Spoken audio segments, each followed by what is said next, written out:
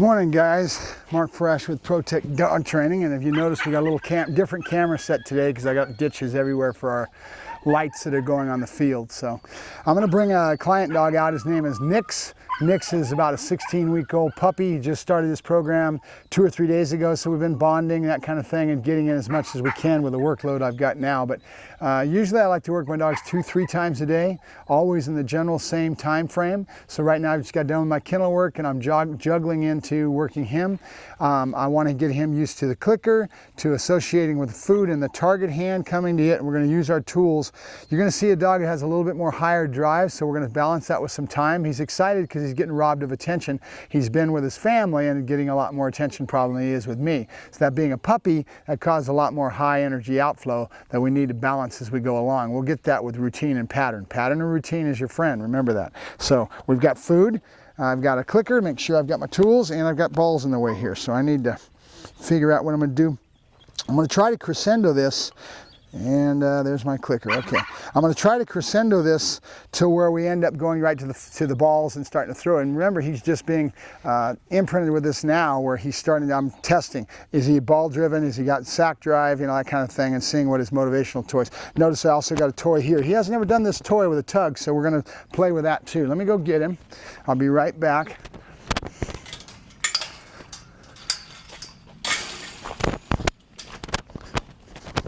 Come on, Nixe. Good boy. Come on, Nixers. Yay! You ready? Are you? Are you ready? I always give him his motivational cue, which is, are you ready? And we use that as we go along, and we pump it in certain key spots so he starts to get associated with that, and that's going to create a higher drive onto the field or into the workload that you're doing. So I'm bringing him out now. And you can remember, he's never really done this much. I just started associating the clicker and the food yesterday, the day before a little bit. He's associated with a little bit, but not much. Nixe. And he's a very highly intelligent little boy. Good. So let me go ahead and move this table. Yep. So you guys can see it a little better. We'll jog it this way because I usually do my work. Good boy. Yes, I see you. Good. Hup. Good. Notice my keywords, that hup. I usually use that right away. We don't associate our other behaviors like down and stuff until we know the dog has it. So I don't start a command. I'm going to be training him in French. I see. Good. So that he gets, yes, good. And for the owner, when you watch this film, realize that there's only about 5, 6, maybe 8 commands you're going to have to give that are going to be French. Everything else can be English. We can mix things up. I always like to tell my customers my verbiage and all that stuff, I call it bastardized, because I've got French commands, I've got German commands, I've got different things. As example, Freihund would be my release word. Freihund means free dog in German. It's something that nobody's going to say that much. I've got another trainer that he gives a free dog, and that's fine. But I like my release word of Freihund. I've been using it since I was a kid. I had a German customer, and I asked her what kind of words she could use, and we came up with eating, which is Essen, Freihund, which is a release word, some other things, and this is all from my association over time. Yep, good boy, hup. And he's really got, good boy, good, a good idea of what the food is now, good. But he really doesn't understand this. The click means that something's is coming as far as the food. So we're going to load clicker a little bit. Notice I click, then I move. Movement will overshadow what you're trying to teach him. So we want to make sure that we have the rules in place, which is to click, then to move. So a lot of times you go to click treat classes and they will actually tell you to keep your hand out of your pouch and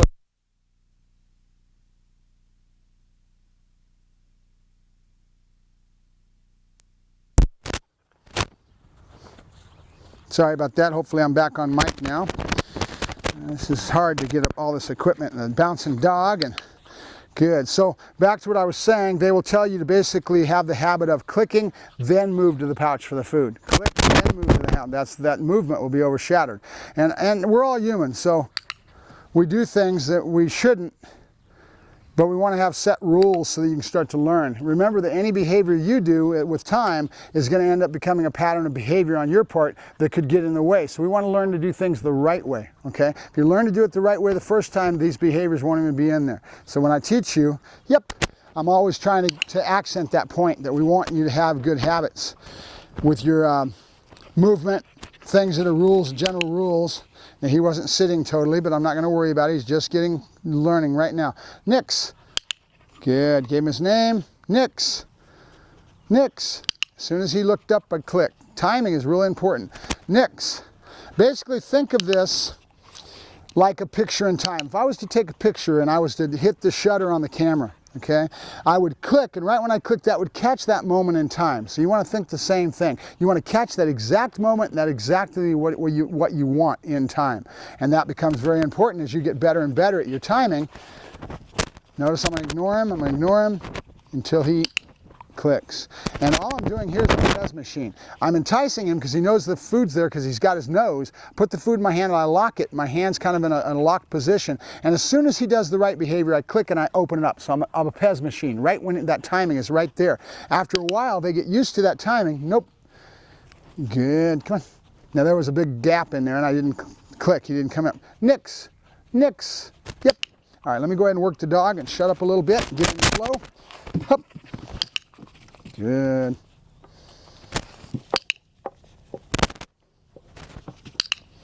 Spatial pressure. Yep. Now I'm going to show him the bulls, and I don't want him to have that. I'm going to start that rule right off the bat. The rule basically that I use, Nixe, is basically you don't have access to reward when it's on the ground. And if I block him all the time, after a while he learns he can't get to it. And I always just let him have the opportunity for the reward with me. There's always food in my hand. You can always have the opportunity to reward coming back up to me. After a while they learn to ignore that. If you were talking to Michael Ellis, these guys say, do not drop the food. Well, it's true because you get seeking behavior and this dog's nose will go to the ground. Now you got to work your way through that problem, see?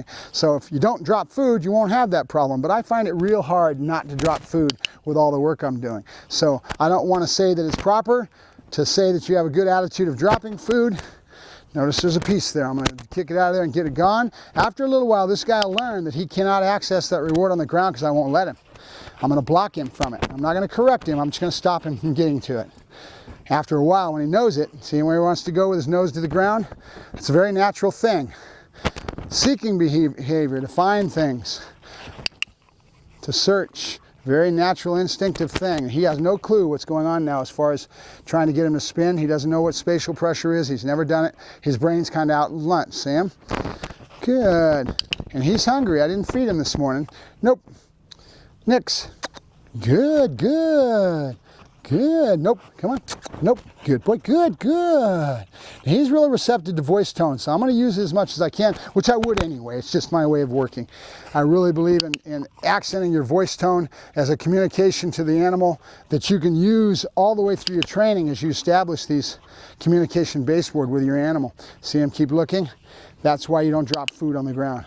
But I will teach him with a training program with time that he's not allowed to access. After a while, he'll just blow that off and he knows he can't do it. And I'll show him that it's always right here in my hand. Nope, yep, up. Good boy, good, yes, good. Try to bring up drive a little bit, voice tone, get him more interested in me. Good. Nice pause, so he's sitting there transition. He's saying, what the hell's going on? And all of a sudden, boom, he comes out with that click. He's now watching my hands, which is not a bad thing. They track those hands. We'll work on that as we go along. Come on, up. Come on. There's all kinds of little tricks to teach a dog not to track hands after a while for the more advanced stuff. But we're just starting with a 16-week-old puppy. He has no clue. So right now we're just getting a lot of, and I clicked way ahead of time, no problem. I didn't give him the food till he was in the position that I want. You're going to make mistakes. It's a natural thing. Just be aware of it when you catch it. Try not to do it the next time. So right now I'm going to lure, click, then treat. So I'm releasing right when I'm putting him in that down position.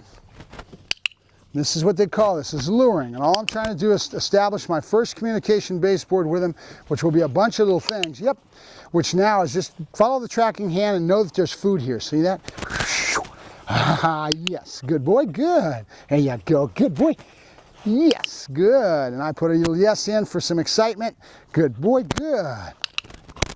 Yeah. That's my boy. Good, and now I'm going to show right and left. So I've been giving it to him in my right hand, right? See if I can, there you go. So he starts to learn it's not always out of one hand. Remember, he's just starting. So if we start these things, Nixe. Good.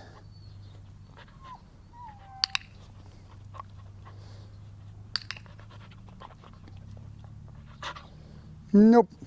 He spit that out. Nixe, come on. So this would be kind of almost his first formal. I've been probing up to this point where I'm finding out where the dog's head's at and who he is as an individual. And what I see in my critique, I told the owner this last night, he's a very intelligent little animal, very conducive to training. He's at a perfect stage. I really like this little guy. The other thing I noticed is look how long his tail is. I'm not sure he didn't get mixed with a shepherd, but that's okay. Shep Malinois is a good little thing. It takes the edge off that high energy outflow. And he's got a beautiful head. I like this head. When he turns into an adult, nope.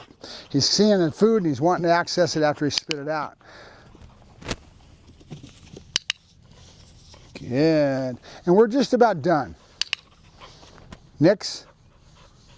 Good. Good boy. So I'm going to throw this ball out here now. Nixe.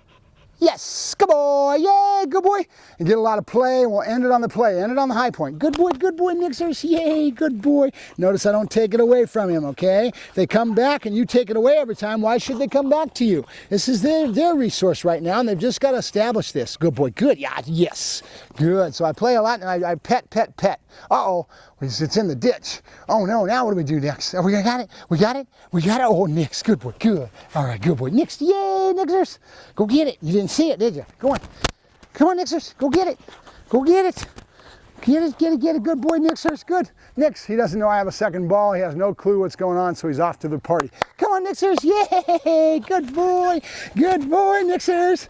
And I don't take that ball. I pet him for a while and I praise him, good boy, and then I'll take the ball. Yes, all right, get it. All right, yay. Good boy, Nixers, yay! And making a lot of fun in a party. So that's pretty much it for Nixe today. We're gonna work him again. Yes, good boy, good. That's my boy, good. And notice what I did with my body language. I led right into that sit, he gave it to me, and I right away gave him his marker and let him have it. So we keep these markers real solid. Good boy, yes. Good boy, good. Let's see if I can get another sit. Oh, you buried it, where'd it go? Find it. Good boy, find it. Where's it at? Where's it at? Oh, good boy, good. Good boy, Nixers, good, yay! So we kept our session short and sweet. No more than 5-10 minutes max, that's all we need. Good boy, good, Nixe, good. Let's see if I can try. Nixe. Yes, good boy, good. Tie in a marker with that sit behavior he's giving me just on my body language. Good. Yes, good boy, good, and very intelligent. He's already picked up on that. Will he do it again? Whoa, watch my camera, you little turd. All right, come on. So we're done. Mark Ferrasci with ProTech Dog Training, and Nixe, our new protege. And I seem to have a lot of puppies coming at me right now. I've got probably 3, 5, maybe even 6 of them going to be coming in the next month or so. So we're going to track every one of them. You get to watch the different ones and see how they develop and see how we end. He's in for a month in kennel, and he'll get done and then go back to the owner, and then we'll work with the owner and the dog for a while, let him mature, and then he'll come back in again and again. We have basically 4 or 5 different transitional phases based on maturity, based on what we want to achieve with the animal. This dog's going to be a full-on working dog. He's going to be a personal protection dog, executive protection. He's going to go the whole way. I hope. The owner's real familiar with dogs. He's had a few good dogs in his past, so he's looking for the same thing out of Nixe. And he was good enough to trust me with the animal, and I really appreciate that, Wendell, that you trusted me with your boy. That's a good thing. So we'll do the best by him. I like him. He's a good boy. I'll talk to you later. Mark Ferrasci with ProTech Dog Training, signing off. Bye-bye. Come on, Nixe. Let's go. Come on. Yay.